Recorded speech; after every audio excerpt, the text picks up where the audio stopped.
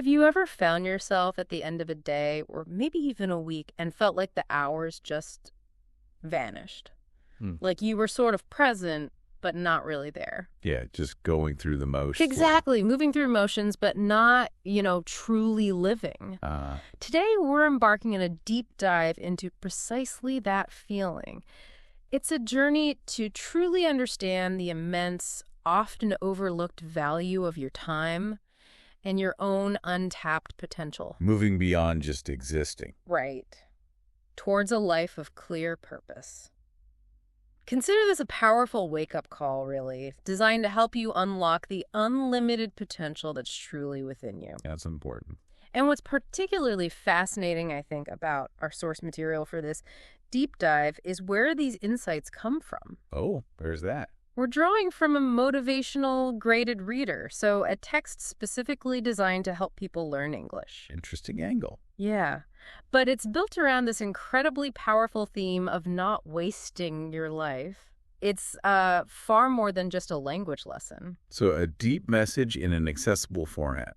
Exactly. It's a universally resonant message. So our mission today is pretty straightforward. Let's extract the most important nuggets of knowledge, the key insights from this material, to help you think differently, maybe more intentionally, about your days and, well, your entire future. Okay, let's unpack this. Okay. And it's quite striking how direct this graded reader gets, isn't it? It really is. It doesn't just ease into it. It hits you immediately with this fundamental truth. Time is your most valuable gift. Right. More than money. More than anything you own. Yeah. That simplicity, maybe because it isn't a language learning text, it just makes it almost impossible to ignore. It forces you to stop and think, doesn't it? Definitely. An immediate reflection. It really does. When I first read that, my mind immediately went to all the things we do value. Yeah. Money, possessions, status. The usual suspects. Yeah. Yet the source makes this bold claim that time just supersedes all of it. Why do you think it emphasizes time as the most valuable gift? What makes it so utterly irreplaceable? Well, the source doesn't waste words explaining why. It states quite bluntly. Right. Because once time is gone, it's gone forever. Stark. It is. It's not just a metaphor. It's this undeniable, irreversible reality. Unlike money, which, you can often earn back. Or possessions you can replace. Exactly. Lost time never, ever returns. And this stark reality, it really underpins the entire message of the reader. It reminds us that the only moment we truly have is now. That simple truth is so powerful. Well, it really zeroes in on the present as our only point of leverage, doesn't it? That focus on now is incredibly impactful. And then the source quickly introduces a word we're all probably far too familiar with. Oh, yeah. A word that directly threatens that now. Procrastination. Procrastination. The class. It defines it as delaying something important, and it gives such a relatable, almost uncomfortably accurate example. Like what? You should study, but you scroll your phone. You plan to practice English, but you keep watching random videos. Oof. It's close to home for many, I'd guess. Totally. It's so insidious, this procrastination, because as the source powerfully puts it, it steals your potential. And a key distinction the source makes here, which I found particularly insightful, is the difference between merely looking busy and actually making real progress when procrastination becomes a habit. Right, because you can feel busy all day but achieve nothing. Exactly. It challenges us to pause and consider, are we truly living or just existing? It's not just about those wasted moments. It's about a deeply ingrained pattern, maybe, of inaction that prevents genuine growth. It makes you question the very nature of your daily activity. And it unpacks that distinction between existing and living so clearly. Existing, it says, is going through the day without purpose, just surviving. Oh, that's passive. Yeah, a passive state. But living, that's described as growing, learning, asking questions, and using your time with energy. Active, engaged. Totally. The key, it emphasizes, is intention. Doing something with a clear reason, like the example it gives. He woke up early with the intention of improving his English skills. It's about being deliberate.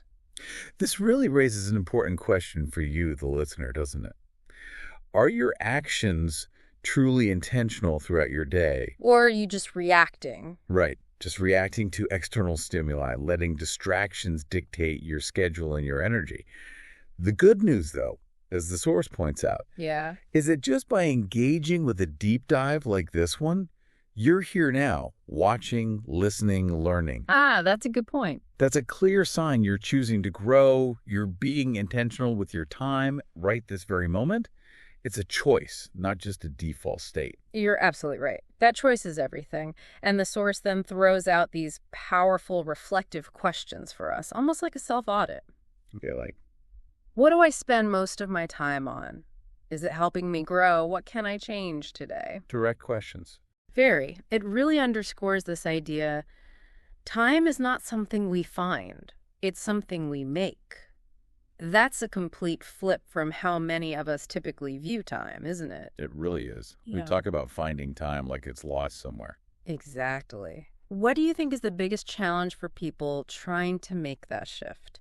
From being a passive receiver to an active creator of their moments? That's a great question. Yeah. And the source hints at it throughout. The biggest challenge is likely awareness Yeah. and breaking old habits. The autopilot mode. Precisely. We often move through our days on autopilot. Mm-hmm. To truly make time, you first have to recognize that it's not just passing by you, but that you are actively using it, for better or worse. Mm-hmm. It's an empowering realization, Mm-hmm. but it requires that initial, sometimes uncomfortable honesty check with ourselves. Right, that moment of truth. And once you have that awareness, Yeah. then you can start making those small intentional choices. So if time is this incredibly invaluable currency that we actively create, what does this all mean for your everyday life? Every single morning you wake up with a fresh opportunity, right? A blank slate for how you'll spend your most precious resource. But how are you using that opportunity? That's the core question. Are you truly building the life you want, brick by intentional brick, or just letting the hours dissolve into passing the time? This section of The Graded Reader really pushes for that honesty check, doesn't it? It does. It asks, how much of your day is spent improving yourself? Do you read something meaningful? Do you practice English for even 15 minutes? Simple, direct questions again. Very direct. Do you try to learn a new word, a new skill, or a new idea? It forces us to confront whether we're falling into those same automatic routines, scrolling, clicking. Digital quicksand. Yeah, letting hours just disappear. The simplicity of these questions in the reader, I think, makes them hit even harder. Now, to be clear, the source isn't suggesting we become like productive robots 24/7. No, not at all. It thoughtfully acknowledges that rest is important, fun is healthy, entertainment is not the enemy. Which is realistic. We need downtime. Absolutely. But then comes the critical, almost stark line. But if most of your time goes to meaningless content, then your dreams are slowly slipping away. Ouch. But powerful. It's such a powerful distinction. It's not about eliminating fun, but about evaluating if the majority of your time is actually serving your long-term goals or just filling space. Exactly.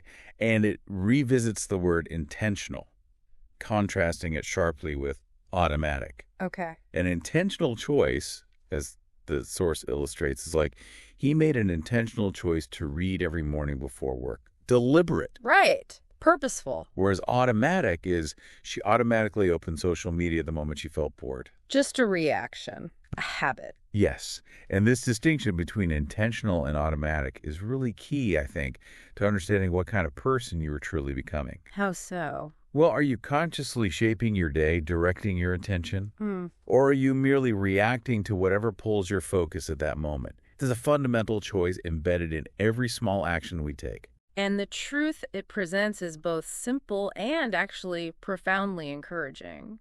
Your future is not shaped by big moments. Right, not the big dramatic things. No. It's shaped by what you do every single day, especially the small things. It's not about grand gestures or rare breakthroughs. It's about that consistent, deliberate daily effort. Those small things add up. They really do. And to help with this, the source offers a simple yet powerful exercise that anyone can do. Like right now. Okay, what is it? Write down how you spent your time today. Just list it out. Then ask, was I intentional with my learning? Did I choose activities that help me grow? Another honesty check. Definitely. Yeah. What can I do differently tomorrow to stay focused? It's really a call for awareness over perfection. I like that. Awareness over perfection. Yeah, reminding us that growth doesn't happen by accident. It happens on purpose. Yeah. It's about conscious choice and continuous, gentle course correction, not just, hoping for the best. This whole discussion about intentional living, seizing your moments, it naturally brings us to a very practical question. One that many of you listening are likely pondering. How does English, something you're actively learning or thinking about learning, fit into this larger journey, this journey of living with purpose and not wasting your life? Right, the practical application. Yeah. And our source dives directly into this. Its perspective is quite illuminating, actually. Yes, it addresses that fundamental question. Why is learning English so important? And the answer? It says the answer is simple. Because English opens doors.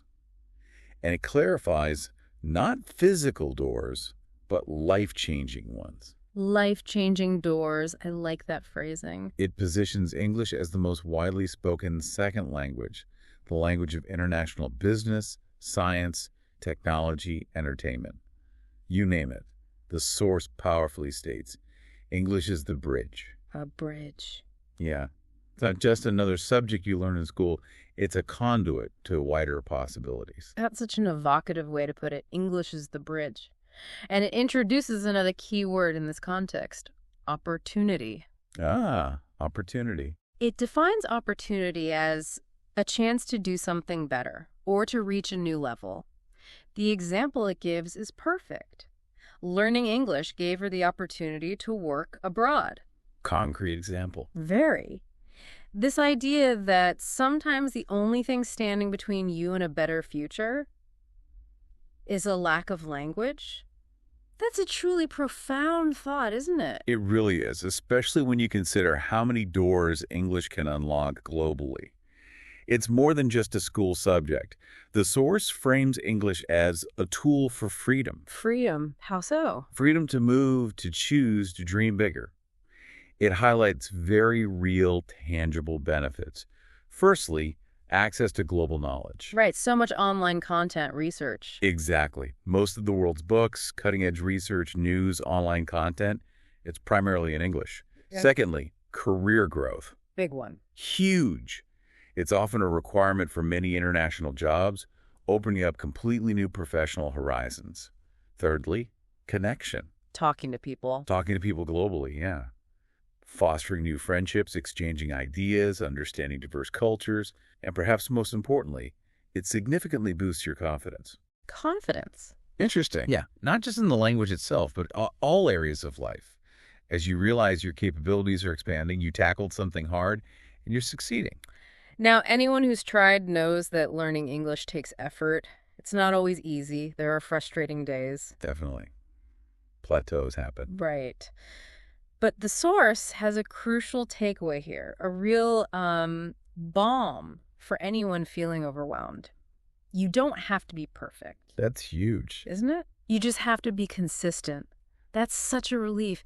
It shifts the focus from some impossible ideal to a manageable daily practice. Absolutely. And the source provides practical, actionable ways to apply this consistency to English learning. Like what? Things like watch English videos not just for fun, but to learn. Read graded readers, like the source itself. Meta. Exactly. Listen to podcasts, audiobooks, songs, and most importantly, speak, even if you make mistakes. Ah, the speaking part. Often the hardest. It can be. But this reinforces the powerful message that Mistakes are not failures. They are signs that you're trying. It completely shifts the focus from avoiding errors to just embracing the learning process itself. Every attempt is a step forward. Precisely. No matter how small, it's progress. And with that encouraging mindset, the source seamlessly moves into the next crucial step in this journey of intentional living, having a clear direction. Okay, direction. It uses this brilliant analogy. Imagine walking through a forest without a map or compass. Lost. You might keep moving, but you'll probably go in circles. That perfectly describes what life can feel like without a clear vision, doesn't it? Absolutely. Busy? Maybe, but not actually progressing towards anything meaningful. Exactly. And this leads us to the definition of vision from the source. A clear picture in your mind of what you want for your future. Not just a vague wish. No. It clarifies it's not just a wish or a hope, but a direction, a goal, a guide. The example provided is so tangible. Her vision was to become a confident English speaker who could give presentations at work. Specific, actionable. Yes. It makes the abstract actionable, giving your daily efforts a clear target, something to aim for. And having that vision gives all your actions purpose, right? When you know what you're working toward, you're naturally more focused, more motivated. And less likely to give up. Significantly less likely, especially on those difficult days. The source really encourages you, the listener, to write down your vision, keep it visible. Where you can see it often. Yeah, on your wall, in your notebook, maybe even your phone screen. Because when you're learning or working with a vision, as it says, you're building your future, not just passing the time. It's that shift again, passive to active creation. Exactly. This then transitions to the truly critical element, action. Doing part. The doing part. What's particularly striking here is how the source clearly states that knowledge without action is like a car without fuel. Goes nowhere. It goes nowhere. This is the part that truly separates dreamers from doers. You can have all the knowledge, all the motivation, all the plans. But if you don't act, if you don't use it, it remains inert. It's the physical manifestation of your intention that actually creates change. right. And it then lists specific practical actions we can take, especially regarding language learning, which is the context here. Like? Speak out loud, read aloud, write, listen, repeat. These aren't abstract concepts. They're immediate steps you can implement today, right after this deep dive ends even. Turning knowledge into tangible progress. Yes. And the powerful secret that ties all these actions together is consistency. There it is again. Consistency. The source defines it as doing something again and again regularly, even when you don't feel like it. Especially when you don't feel like it. That's often the key moment. Even gives a great example. His English improved not because of talent, but because of daily consistency. Effort over innate ability. Precisely. It drives home the point that you don't need to study for hours and hours. Even 10 focused minutes can fundamentally change your life. Just 10 minutes. If you commit to doing it every single day. Growth is built on these small daily steps, not giant, infrequent leaps. And it leaves us with this powerful trio of reminders that really encapsulate the whole philosophy of this graded reader, I feel. What are they? Action beats waiting. Practice beats perfection. Progress beats procrastination. Nice. Action, practice, progress. It's about doing, refining, and moving forward, no matter how small or imperfect that step might seem at the time. So to sort of bring it all back to the core message of this deep dive. Yeah, let's wrap it up. Your time is your most invaluable, irreplaceable gift. We've established that. Truly living, not just existing, depends on intentional action. Driven by a clear vision. Exactly. Yeah. Driven by that clear vision. And even small, consistent steps like dedicating just 10 focused minutes each day to learning English, for example, can dramatically change your life. Opening doors. Opening up new opportunities, building confidence, and shaping the future you truly desire. It all comes back to those small, intentional, consistent actions. So what does this all mean for you right now, in this very moment?